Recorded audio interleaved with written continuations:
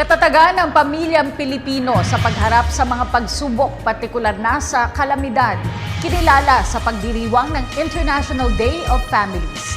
Nagbabalik si Sweden Velado.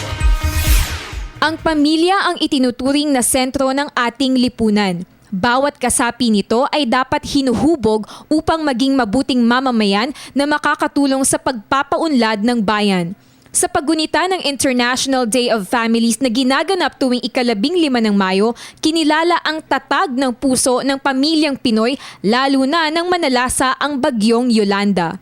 Sa pamamagitan ng isang pagtitipon sa lungsod Quezon na pinangunahan ng Department of Social Welfare and Development o DSWD, tinalakay kung paano nga ba pamilyang Pilipino sa araw-araw sa kabila ng mas lumalalang epekto ng climate change, gayon din ang pagpapakita ng bayanihan sa panahon ng sakuna. Alam naman natin lahat na ang katatagan ng bansa natin ay nanggagaling sa katatagan ng bawat pamilya. Kaya mahalaga na tutukan natin itong kalagayan ng pamilya natin at kung saan sila na nangangailangan ng tulong, tayo dapat ay nagkikiisa.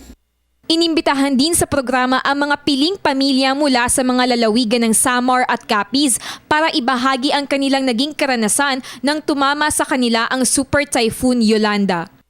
Uwian kami sa bahay, sabi ng mga anak ko, "Ma, paano na yun? Wala na tayong bahay." Sabi, "Anak, sabi ko, di bali na wala tayong bahay, basta tayo buhay."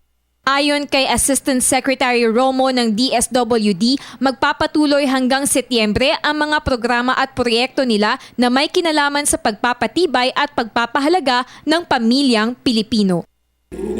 Isa sa mga malalaking activity na pinaplano na doon kataon natin sa Filipino Week na celebration in September, yung search at saka yung recognition ng best Filipino families in the country. Para sa Telebisyon ng Bayan, ako si Sweden Velado.